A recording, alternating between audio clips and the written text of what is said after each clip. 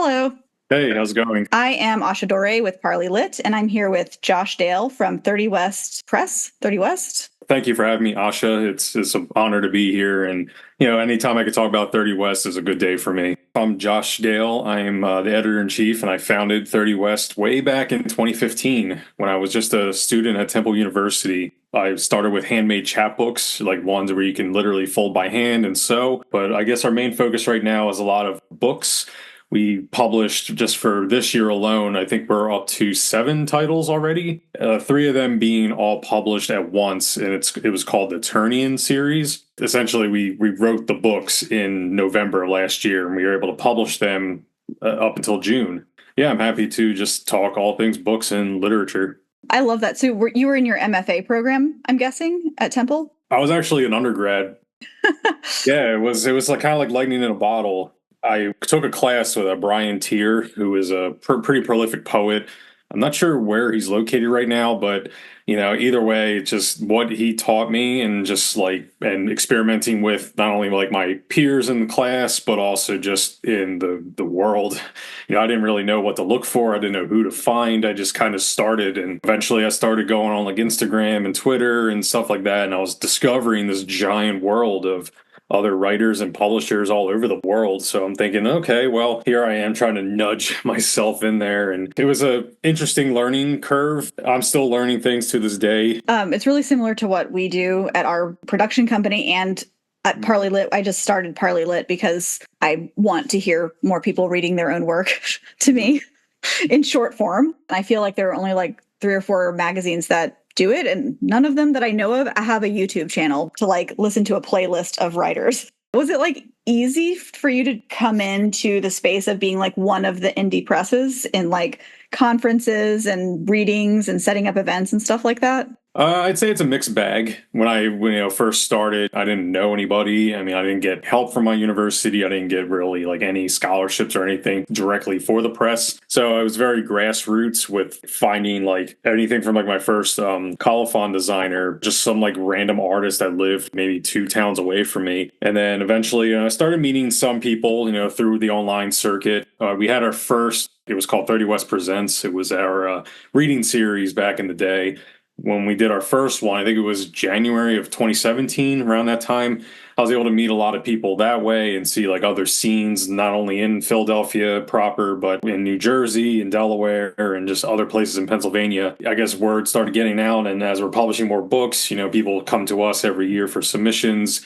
I had a lot of traveling this year so far, and into the rest of the year, there'll be some more book fairs and conferences I'm going to be appearing at. If I use my social life aspect and throw that into the press, it's like, well, at least I'm meeting people and I'm having fun. That's part of why I'm doing this. I just like want to talk to people about what they're up to. And I feel like it's still really distant. Communities are just really separated, I feel like, even in this city. And you're in Philadelphia now, right?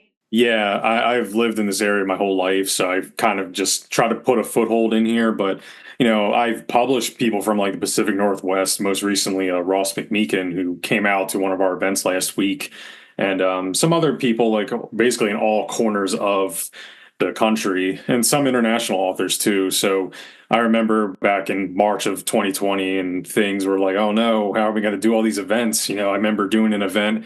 It was at a bookstore. It no longer exists now. It was in January. And there was like the hush talk about it and about COVID and stuff. And then we're like, oh, well, we'll just keep pushing on as long as we can. And then not knowing that I'm doing this book launch, that's like, oh, this is going to be the last in-person event for at least like 2 years or something like that. It seems like there has been a surge, especially in Philadelphia. There's so many like reading series and open mics that have been popping up. Even before COVID, there was a lot. So I'm glad to see there's a good ecosystem here. And I'm sure Seattle has a great scene as well. Weirdly, no, but Portland does. We have these little bursts. It's mostly like big writers coming to like big bookshops here. But we're trying to like, make it a little bit more literary. I think here it's the arts have not been as centered, which is interesting. I've been to Philly a bunch of times. I feel like Philly is so interesting because there does seem to be like a lot of arts programs. It also seems to be like a city that struggles a great deal with other things. And I wonder sometimes if cities that are like a little bit less Amazoned have more opportunities for the arts. I'm not like in depth with how like the city like allocates funding to all these programs, but I know there's a lot of nonprofits or even just small for-profit businesses that are at least trying to bring people together, whether it's like a co-op or a cafe or a bookstore. There's a lot of indie bookstores in Philadelphia, so it's great to just be part of it. I definitely feel a little spoiled being out here because, like you were saying, there's a lot of cities and towns where they don't really have anything, and hopefully anybody who comes here, especially if they're traveling for an event, is able to be enriched and think, oh, wow, if they can do it here, maybe I could try something back where I'm from. I'm really impressed that you started the press when you were an undergrad. Did you end up getting an MFA or did you sort of eschew that path? I have an MA from St. Joe's University, which is another, it's a private college in Philadelphia. I brought like my 30 West experience to there. So hopefully my time there was, beneficial for others. By then I was already, I guess, 4 some years into 30 West and starting to evolve from chapbooks into full length books and novels. So, it was a learning curve for me too, getting to figure out how to make books for print and how to make them nice and how to get them into distributors and bookstore shelves. It's been a whole journey, and I'm happy that where we're going now, it seems like it's only going uphill now. Did the SPD closure affect y'all, or were you already doing something different? Thankfully, no. We weren't part of SPD. We actually got into asterism books the year before SPD closed, so we were already starting to get a foothold with them. And then, obviously, when that happened, I'm happy to see that they, took the burden of helping all these presses. And it seems like now everyone's back to at least a comfortable way of moving their books around. And I'm happy to be part of the collective and seeing all these presses that I know or purchased from. It's just like, hey, I'm happy the party's getting bigger here, and that they're in Seattle as well. So definitely a good resource if you want to look for like indie literature. I mean, you could literally go into their warehouse and probably pick books right off the shelves. I'm really glad to hear that. I know like some presses still have their books in a warehouse and they can't sell them. Oh, no. First of all, I'm interested in how y'all managed COVID as a press. Like, did you continue to publish even though you were only holding online events, or was there a period where you just stopped? I'm looking at like my little catalog here that I print out at home here. And we actually were pretty busy in 2020. I'm looking here, we had 4 books that went out and I believe 6 chapbooks, which, in my case with the chapbooks, I print them mostly all here in my apartment. So I can literally just spit out like 30 pages, fold them, sew them, staple, whatever. So we really did not slow down. I was able to work from home, thankfully. And while I was, off the clock, I would print some books. And that's really when we started getting into our book production. I'm thinking Jules Archer's Little Feast was our like breakout hit, and it dropped right before COVID started. So I'm glad that a lot of people were able to at least pick it up, buy Jules, the author, or online. I think our slowest period probably 2021 maybe. I'm grateful to have a beautiful team, editors, readers, designers, and it seems like everyone wants to throw in a little bit at any given time, and I'm happy to broaden the ecosystem. I think it was really nice to see the way that everybody learned how to be online, and things like this I wouldn't have even thought about.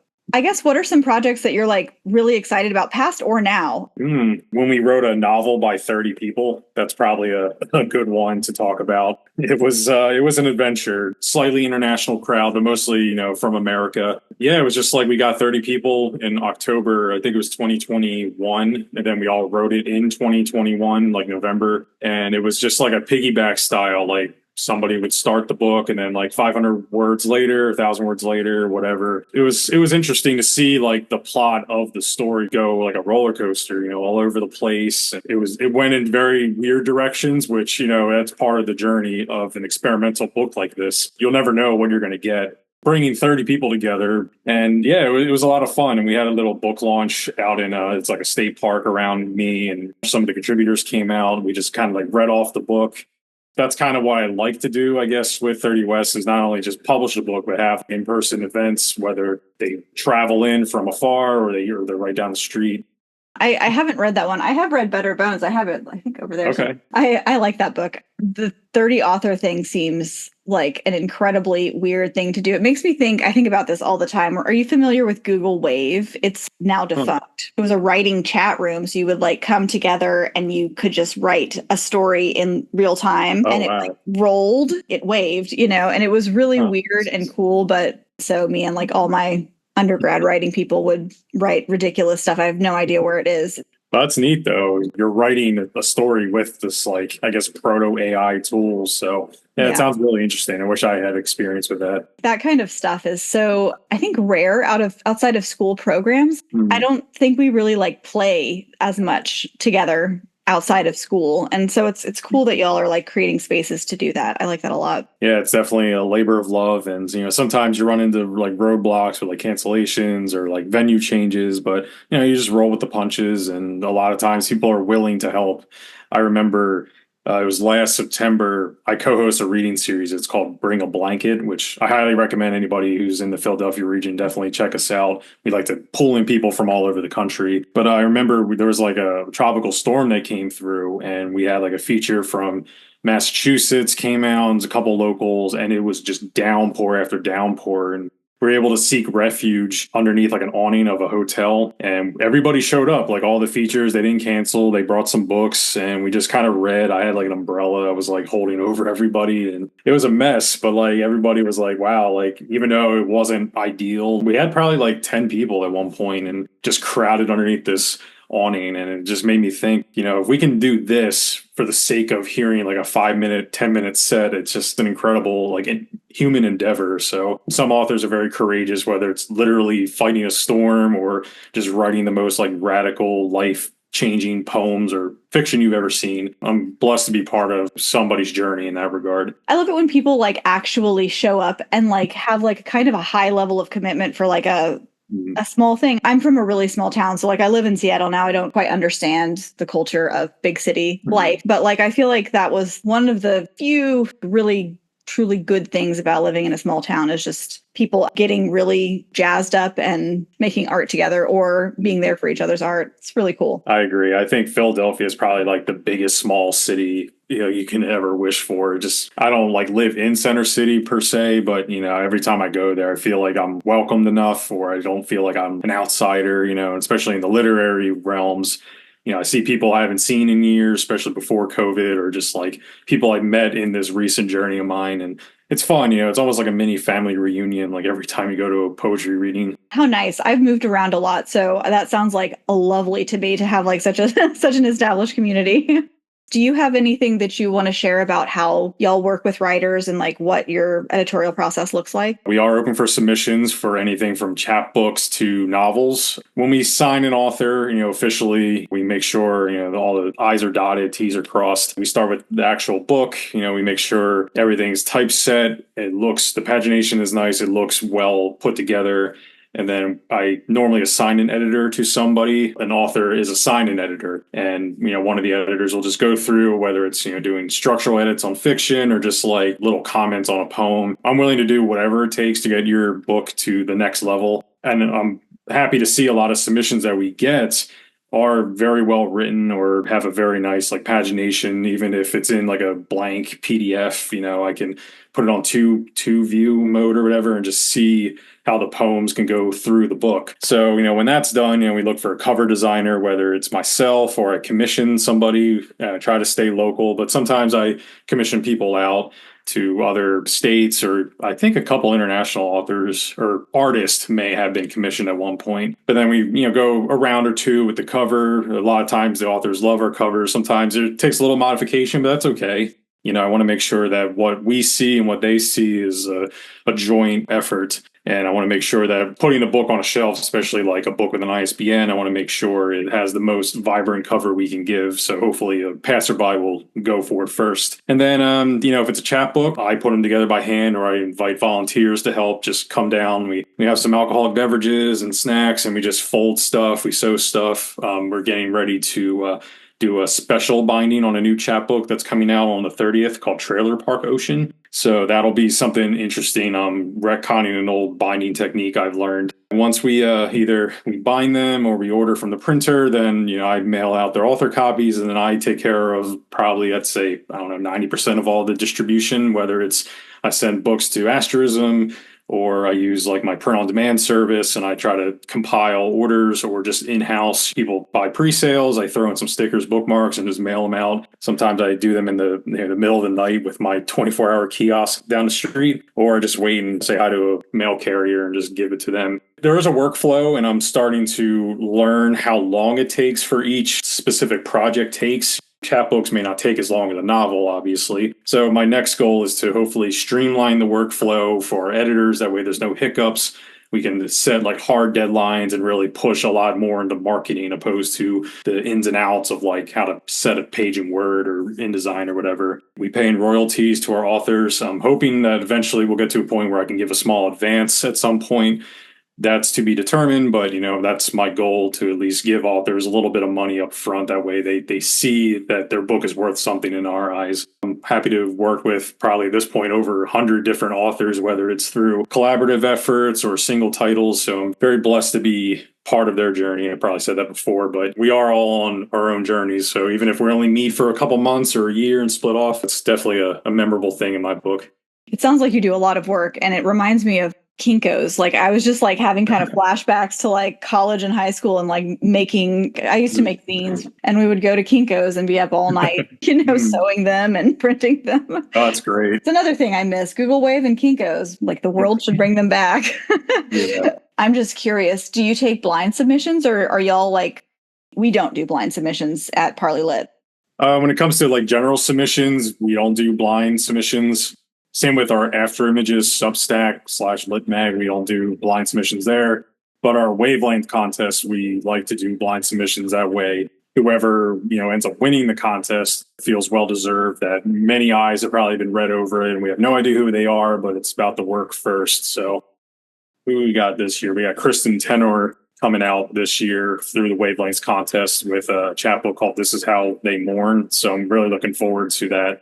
The same thing with like binding and distributing kind of from my own hand and the hands of others. So I got a tattoo yesterday, and I was just talking to my tattoo artist about like the very few industries where you can actually just be completely analog and like actually work with your hands and be around other people working with their hands, which is something that I think we're going to lose completely at some point. And so it's just nice to hear that not only are you doing it, but you've been doing it for a really long time.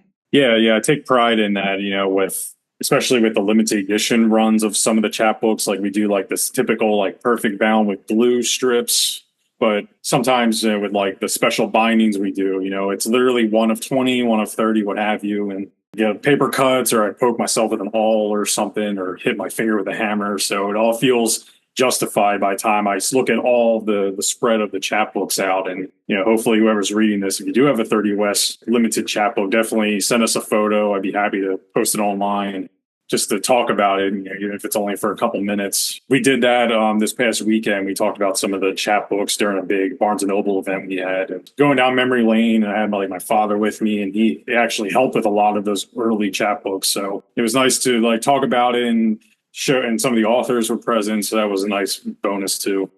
That makes me happy. Makes me very happy as well. Yeah. Are y'all going to be at AWP next year?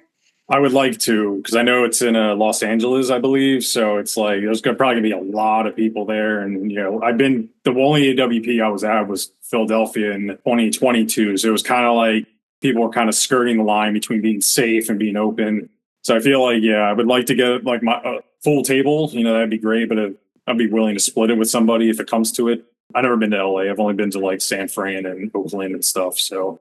By the way, if you want to split a table, we have a table, and we're kind of like, if somebody wants to split with us, we'll do it, or we'll take the whole table. So just let me know. Nice. I'll put that in the back of my head. And we don't have any like books. We're going to have a cardboard chicken fortune teller that's delivering, those old fortune teller things that you would like. Yeah. About like your publishing journey. Anyway, nice. We're going to have like other random things, just really to have an excuse to go. That sounds great. Yeah. So if you want to, AWP is like a slog. Whatever we can do to make it fun, I think that's the way to go. Oh yeah. So I'm curious what books you have coming out, or that have just come out, or are coming out in the next year, I guess, whatever your timeline looks like right now. This year's been pretty busy. We started off with Tenderhoof by Nicole Rivas, and then another story collection, Below the Falls by Ross McMeekin. So yeah, that was a nice way to start the year. We did a couple little like online reading / launch type things for them since they were more in like the Midwest and West Coast. So that was fun. Let's see. After that, we did Some of the Things You Love with Your Inside Your Guts by Joshua Rodriguez. He's based kind of like half in Mexico, half in California. So that was an interesting book. It's very like pulpy, kind of like fiction. So that was a fun book that came out in May. Then we did the Turnian launch, which was kind of like the Those Who Scream 30-person novel. But in this case, we did 3 novels, 3 writers each. So that alone was a larger logistical nightmare, so to speak, because we're making 3 independent novels at once. And that was a huge balancing act. We did like our own book launch late July. We were in Philadelphia doing a book launch for that. And some of the contributors / co-authors came out. So that was fun. We have Trailer Park Ocean by Josh Price. That's a nice chapbook. It's, again, with the special bindings. I'm really excited to get those covers soon. This Is How They Mourn by Kristen Tenner, the Wavelengths winner. And If I Were God, I would also start with Light by Gardner Dorton. That one's coming out in September. It's a debut poetry collection. Cover, I think we just finalized on, so I'm really excited to get that to the printer. That was another like awesome effort with our Philadelphia-based staff and Gardner, who's based in the Midwest. We have a lot of fun, exciting things for the rest of the year, and tie that in with some book fairs and just like my own internal like rebranding that I'm thinking of. Oh yeah, it's gonna be a lot of fun, and I'm happy that we're already in August, and it seems like the skies are clear. And looking back, it seems like we had a lot of fun coming to this point. Yeah, that's a lot in a year. I love how active y'all are. And I think your books are really pretty. Like, I'm really like aesthetically motivated to buy books. I have like a thing about font. The font must please me unless I know the author or I know it's going to be good. I always appreciate the way that your books look. They're very sleek and pretty. And it seems like there's a lot of like sort of like vintage stuff plus like kind of futuristic stuff, which pleases me a lot. I'll let Maddie know, because as we're dealing with like our PR and rebrand, we're trying to go in a slightly different direction. So yeah, it's an interesting idea. Thank you. I had Ryan Rivas in here earlier this year from his book came out, I think last fall, if I remember. Yeah, correct.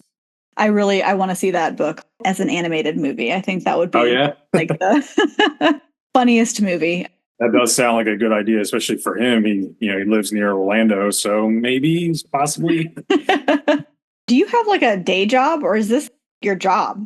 Funny enough, I work in engineering. I don't do anything literature outside of 30 West or my own private reading and writing. Mm-hmm. I design like blueprints. Like, I'm a drafter for an engineering firm, and I deal with a lot of objective things like, oh, you got to frame this beam into that column, or you got to hang that joist over there, and just like pays the bills. And I'm fortunate that I was unemployed last year into this year, so I'm happy to finally be stable again, because that way, in my eyes, a 9 to 5 is like, all right, I give 8 hours to this place, and anything after, even if it's into like 1 a.m. or like 6 in the morning, I know I can use that for writing or doing some submission readings like I was doing last night around like midnight. I see 30 West as part of like my social life and my passion. So I try to fit in as much time as I can, and hopefully that doesn't waver as I continue on down this engineering career. I'm a speech pathologist and a college teacher. So I like to tell myself that the like sciencey stuff, and like I teach math often, that like helps me focus on creative endeavors, but I don't know if that's true at all. That's a good way to look at it, though. It's just like, I guess you exercise the one half of your brain doing one thing, and then the other half doing the other. So that way, at least it's like you're getting kind of a mix of both worlds. Mm-hmm. I remember when I was like also student, and I was starting my career in engineering, I would block off like literally like 9 p.m. to midnight, and I would just write only at that time. And it produced a lot at the time. It was probably like a 1.5, 2 year stint where I would do that nearly every day. And I was able to find solace in knowing that, like, hey, if I can just be a little jealous with my creative time, it pays off if I really put all my attention into it.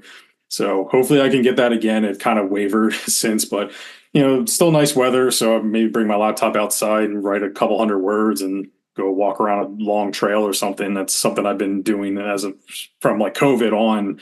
just being outside, and whether it's bringing a book on my TBR pile or just my laptop, it's just trying to sneak in as much as I can, whether it's with physicality or not. Sometimes I like to mix of both of it up.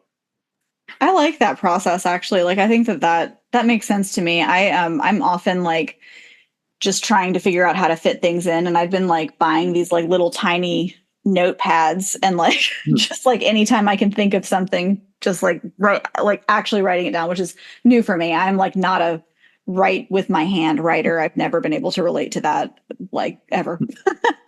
Like typing is the only way that I can think and write, but I'm trying to become a person who writes with pencils. Okay, that's good. But yeah, I think that's really cool to like bring your laptop out. And like, I was going to ask you about your writing. Do you have any books coming out? As of right now, I have a poetry collection through 30 West called Duality Lies Beneath. That was from 2016. I revamped it in 2022. And I had a novella come out called The Light to Never Be Snuffed. That was through Alien Buddha Press in 2022. That was like my last large endeavor. I really try to do a lot with the writing that I wrote in grad school and then just like marketing on my own after. As of right now, I'm kind of like in a limbo. Unfortunately, my publisher for forthcoming chapbook has gone defunct. No harm, no foul. Things happen. My current thing is just working on, it's a very niche topic of mine. It's kind of like I'm blending heavy metal music with stoner culture with some other like suburban hijinks I used to get into when I was a kid. That's been compiling, and hopefully whether this thing is a chapbook or becomes a full-length collection, that's to be determined. But yeah, that's where I'm at right now. So hopefully next year they'll be signing a contract. Fingers crossed. It's so common.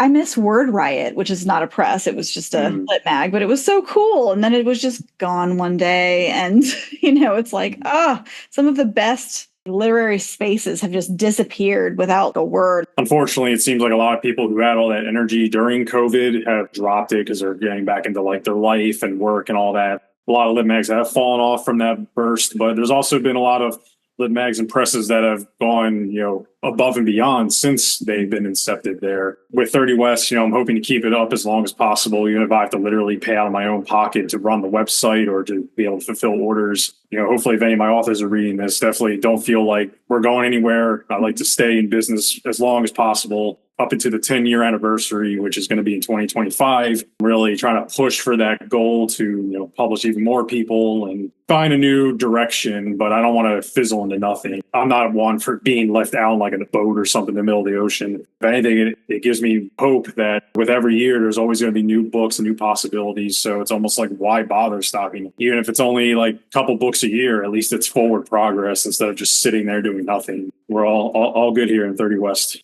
It seems to me like with small presses, it's really based on like that commitment. At least one person, maybe two, who are just like, no matter what, we're going to do this. I've always wanted to have a multimedia lit mag. I waited to start Parley Lit until I could connect it with like a 10-year-old production company because I was just like, even if I'm gone, this production company is there. So like, no matter what, it'll be forever and ever until the internet is gone. I like that mentality. Well, thank you so much. I hope you have a really awesome weekend. Thank you. You too. And thanks for having me here. Take care.